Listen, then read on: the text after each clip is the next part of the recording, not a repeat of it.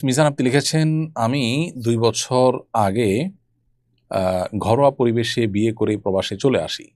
এখন আবার ফ্যামিলি বিয়ের আয়োজন করেছে। আবারও বিয়ের আনুষ্ঠানিকতা সম্পন্ন করাবে। ২ বার কবুল বলে বিয়ে করলে কোনো সমস্যা হবে কিনা? আরিয়ান খান তন্ময় আপনি লিখেছেন, আমার বিয়ের জন্য বাবা-মা মেয়ে দেখলে মেয়ের ছবি সবাইকে দেখায়।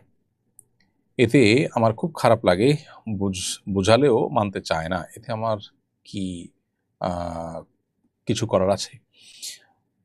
ভাই আরিয়ান খান তন্ময়, আপনার বাবা-মা আপনার বিয়ের জন্য যখন মেয়ে দেখেন, পাত্রীর ছবি আ অন্য পুরুষদেরকেও দেখান, তাদেরকে আল্লাহর ভয় যেমন আপনার দেখানো উচিত, ঠিক তেমনিভাবে বিচক্ষণ, বিদগ্ধ আলেম ওলামা যাদের প্রভাব তাদের উপরে আছে, তাদের মাধ্যমে আ তাদেরকে আ বিষয়টাতে আপনার আ সংশোধনী আনা উচিত এবং তাদেরকে বোঝানো উচিত। আ পরপুরুষ আ দেখলে আপনি ছাড়া, অর্থাৎ পাত্র ছাড়া অন্যরা অন্য পুরুষরা ওই পাত্রীর ছবি দেখা নাজায়েজ এবং গুনাহ। এই ধারণাই হয়তো তাদের নাই। আর আপনি সন্তান হিসাবে আপনার কথা তারা হয়তো কেয়ার করছেন না। এজন্যই আপনি মসজিদের ইমাম সাহেব, আপনার আশেপাশের আলেম ওলামা অন্যদের দিয়ে আপনি তাদেরকে বোঝানোর চেষ্টা করতে পারেন। আর এরপরও যদি তারা এই অন্যায় করেন, আপনি চেষ্টা করেছেন বোঝাবার জন্য, আপনি উদ্যোগ নিয়েছেন, তারপরেও তারা যদি আ সেটার উপরে আমল না করে বা সেটাকে কেয়ার না করে, তাহলে ইনশাআল্লাহ আশা করা যায় যে আল্লাহ তাআলার কাছে আপনার কোনো দায় থাকবে না। কারণ আপনি আপনার চেষ্টা করেছেন। এরপরের প্রশ্ন হলো, কিছুদিন আগে সমকামিতার অভিযোগে ডুয়েটের ৫ শিক্ষার্থীকে হল থেকে বহিষ্কার করা হয়েছে। বিভিন্ন আবাসিক প্রতিষ্ঠানে নীরবে সমকামিতা চলছে বলে শোনা যায়। এহেন বিকৃত যৌনাচার রোধে করণীয় কি? আমরা অনেকেই আসলে বিষয়টা অবগত আছি। খুবই দুর্ভাগ্যজনকভাবে বাংলাদেশে সমকামিতা এবং বিকৃত যৌনতা এটাকে পুশ করবার চেষ্টা করছে এদেশে বিদেশিদের এজেন্ডা ধারক কিছু এনজিও। ঠিক একইভাবে আ এ সমস্ত এনজিওগুলো আমাদের দেশের পলিসিতে, আমাদের দেশের পেপারসে, বিভিন্ন ফরম ইত্যাদিতে তারা আ এই বিষয়টাকে নরমালাইজ করার চেষ্টা তারা করছেন। বাংলাদেশের প্রচলিত আইনে আমরা জানি সমকামিতা অপরাধ এবং দণ্ডনীয় অপরাধ, শাস্তিযোগ্য অপরাধ। তো এরকম অপরাধ কর্মকে স্বাভাবিক করার চেষ্টায় যারা রত আছে তারা এদেশের শত্রু ছাড়া বন্ধু হওয়ার কোনো প্রশ্নই থাকতে পারে না। এবং বিভিন্ন শিক্ষা প্রতিষ্ঠানে এই বিষয়গুলোকে যারা স্বাভাবিককরণের চেষ্টায় রত আছে, তাদের বিরুদ্ধে আমাদের প্রত্যেককে সামাজিকভাবে প্রতিরোধ গড়ে তোলা দরকার। তাদেরকে আইনের মুখোমুখি করা দরকার এবং এ ধরনের ঘটনা আমাদের সমাজকে ধ্বংসের দিকে নিয়ে যেতে পারে। আজকে দেখুন যে সমস্ত দেশগুলোতে সমকামিতাকে নরমালাইজ করা হয়েছে, আ সমকামিতাকে অ্যাপ্রিশিয়েট করা হয়েছে, বিকৃত যৌনতাকে অ্যাপ্রিশিয়েট করা হয়েছে। সে সমস্ত সমাজে আপনি দেখুন মানুষের জন্মের হার কমতে, কমতে এখন এমন পর্যায়ে চলে গেছে যে তারা বাহির থেকে মানুষ এনে তাদের দেশ পরিচালনা করতে হচ্ছে। প্রণোদনা দিয়ে সন্তান জন্মের হার কোনোভাবে তারা বাড়াতে পারছে না। কারণ মানুষের প্রবণতা একবার নষ্ট হয়ে গেলে সেটাকে নতুন করে ফিরিয়ে আনা এটা সহজ কোনো বিষয় নয়। এইজন্যই শরিয়া বিবাহ বহির্ভূত সম্পর্ক করলে সেটার কঠোর শাস্তির ব্যবস্থা করেছে। কারণ বিবাহ বহির্ভূত সম্পর্ক এটা মানুষের জন্মের হারকে পৃথিবীতে কমিয়ে দেয় এবং মানুষের অস্তিত্বকে হুমকির মধ্যে ফেলে দেয়। তো এইজন্য এ ধরনের আ পরিবেশ পরিস্থিতি যেন আমাদের দেশে না হয়, সেজন্য আমাদের সবাইকে সজাগ দৃষ্টি রাখতে হবে। রাজনৈতিক দলগুলো তাদের বিভিন্ন ঘোষণা, তাদের বিভিন্ন দফা এবং পেপারস এগুলোতে নানান কৌশলে ইনক্লুসিভ ইত্যাদি শব্দের মায়ের প্যাঁচ দিয়ে এই সমকামিতাকে আমাদের দেশে নরমালাইজ করার একটা অপচেষ্টা চলমান আছে। প্রত্যেকটা নাগরিককে সচেতন থাকতে হবে, সতর্ক থাকতে হবে। কোনোভাবেই আমাদের এই ভূখণ্ডে সেরকম নোংরামি এবং বিকৃত যৌনাচার এটাকে আমরা স্থান দিতে পারি না। যদি আমরা সতর্ক না হই তাহলে এটি ধ্বংস ডেকে আনবে আমাদের পরবর্তী প্রজন্মের। অন্যান্য মুসলিম দেশগুলো ব্যাপারে যেরকম শক্ত অবস্থানে রয়েছে, মালয়েশিয়াতে এ ধরনের কোনো সিম্বলও যদি কেউ ব্যবহার করে যেটা সমকামিতাকে প্রমোট করে, তাহলে তার জন্য দণ্ডনীয় শাস্তির ব্যবস্থা রয়েছে, দণ্ড রয়েছে, শাস্তি রয়েছে। তো প্রচলিত আইনে তারা যেরকম এটাকে কঠোরভাবে দমন করছেন, আমাদেরও সেটাকে সেভাবে দমন করা উচিত। রাশিয়া, চায়না সহ পৃথিবীর বহু দেশ এখন সতর্ক হয়েছে এ বিষয়ে। আমাদের উচিত হলো সতর্ক থাকা। পশ্চিমা যে সমস্ত দেশগুলো ইতিমধ্যে এই বিকৃতির জোয়ারে গা ভাসিয়েছে, সে সমস্ত দেশেরও সচেতন মানুষগুলো, অভিভাবকরা রাস্তায় নেমে আসছে তাদের সন্তানকে এদেরকে বাঁচাবার জন্য, তাদের সমাজ এবং পরিবারকে বাঁচাবার জন্য।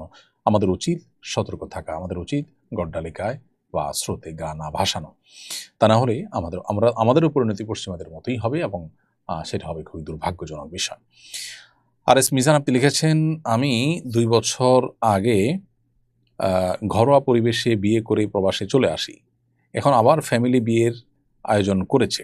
আবারও বিয়ের আনুষ্ঠানিকতা সম্পন্ন করাবে। ২ বার কবুল বলে বিয়ে করলে কোনো সমস্যা হবে কিনা? ভাই মিজান, বিবাহ মূলত ১ম বার যেটি হয়েছে সেটি বিবাহ চূড়ান্ত হিসেবে হয়ে গেছে। পরবর্তীতে যে বিবাহের আয়োজন করা হয়েছে সেটি নিছকই একটি শো অফ বলতে পারেন। সেটা নিছকই একটি আপনার আনুষ্ঠানিকতা বলতে পারেন, যেটার উপরে বিবাহ নির্ভরশীল নয়।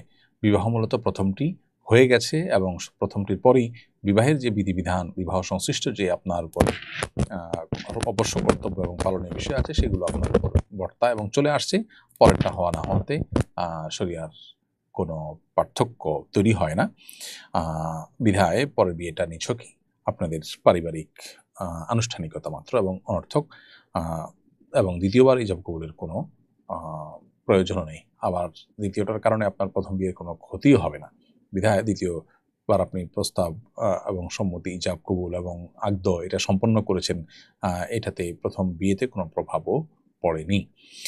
কিছুদিন আগে বাংলাদেশ ব্যাংকের কর্মীদের উপর ড্রেস কোড আরোপ করা হয়েছিল। এক শ্রেণীর মানুষ একে নারীর পোশাকের স্বাধীনতা হস্তক্ষেপ হিসেবে আখ্যায়িত করে ব্যাপকভাবে সমালোচনা করে। পরে কর্তৃপক্ষ আদেশটি প্রত্যাহার করে নেয়। প্রতিষ্ঠান কর্তৃপক্ষ কর্তৃক ড্রেস কোড আরোপ করা কি কোনো অন্যায়? সার্বিকভাবে পোশাক সম্পর্কে ইসলামের নীতিমালাই বা কি? প্রথম কথা হলো যে পশ্চিমা দুনিয়াতেও, ইউরোপ আমেরিকাতেও অনেক অফিসে তাদের নিজস্ব ড্রেস কোড আছে। এটা খুবই স্বাভাবিক বিষয়। দ্বিতীয় কথা হলো যে বাংলাদেশ ব্যাংকের সেই আপনার সেই ঘোষণাপত্রে আমরা জানি যে শুধু নারীদের পোশাকের ক্ষেত্রে নীতিমালা দেওয়া হয়নি, পুরুষদের পোশাকের ক্ষেত্রেও নীতিমালা ছিল। একটা প্রতিষ্ঠান তার কর্মীদের শালীন পোশাক পরতে বলবে। এতটুকু কাজ যদি তাদেরকে করতে না দেওয়া হয় তাহলে সেক্ষেত্রে মানে কি চাচ্ছে এই শ্রেণীর মানুষরা এই দেশে?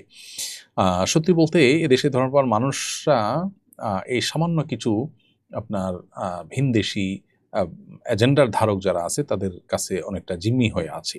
এই বিষয়গুলো আমাদের দেশে প্রায় সময় ঘটে থাকে। বিশেষ করে ফ্যাসিস্ট আমলে এই বিষয়গুলো খুব নিত্যনৈমিত্তিক বিষয় ছিল। দুর্ভাগ্যজনক তারা এখনো সেই একই কাজ করে চলেছে। পুরুষদের পোশাকেরও তো কথা ছিল, সেটা নিয়ে কেন কোনো কথা উঠল না? শুধু নারীদের পোশাকের পরে কেন কথা উঠল?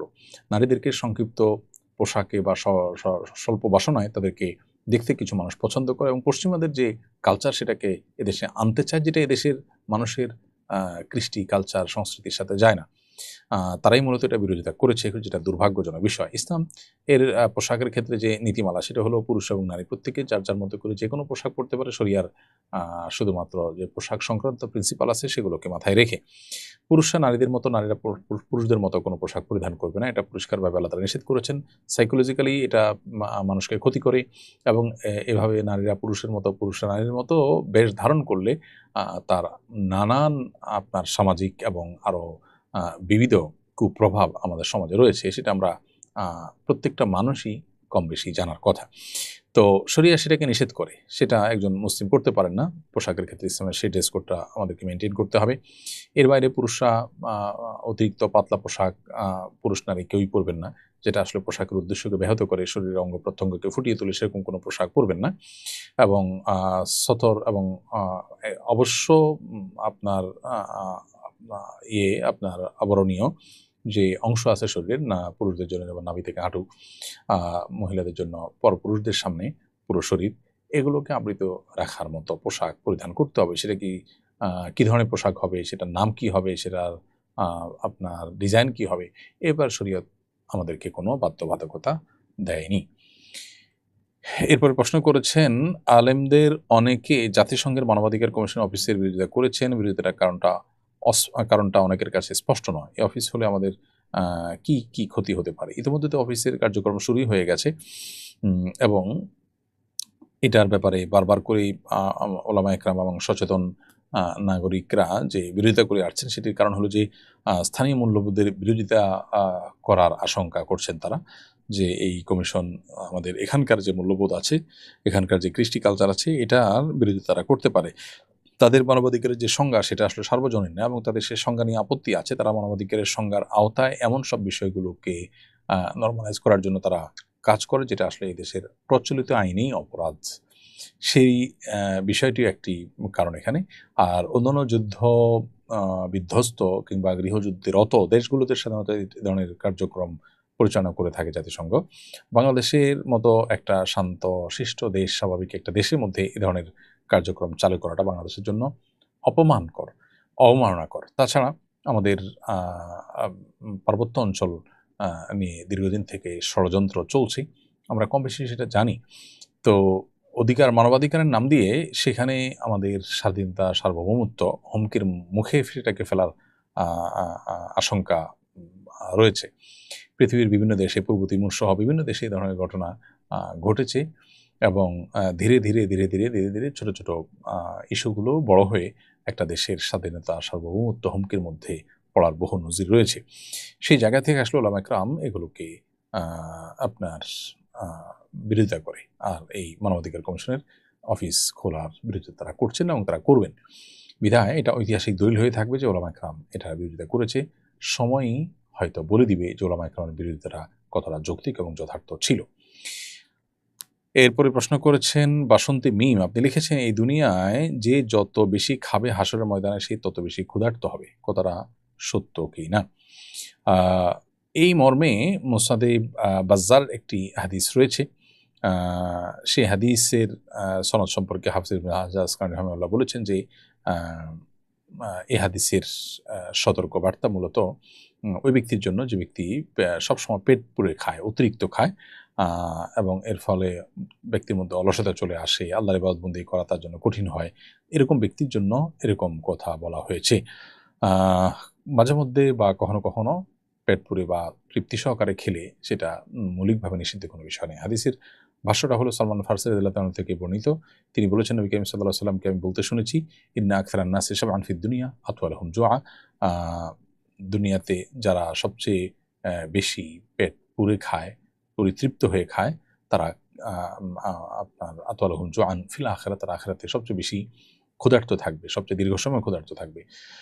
তো এই ধরনের হাদিস আরও বিভিন্ন বর্ণনা রয়েছে এবং হাদিসটি আপনার হাসান পর্যায়ের এবং এর আরও বিভিন্ন শওয়াহিদ অর্থাৎ এর সমপর্যায়ের আরও কয়েকটা বর্ণনা রয়েছে। মৌলিকভাবে হাদিসটি গ্রহণযোগ্যতার লেভেল পর্যন্ত যায়।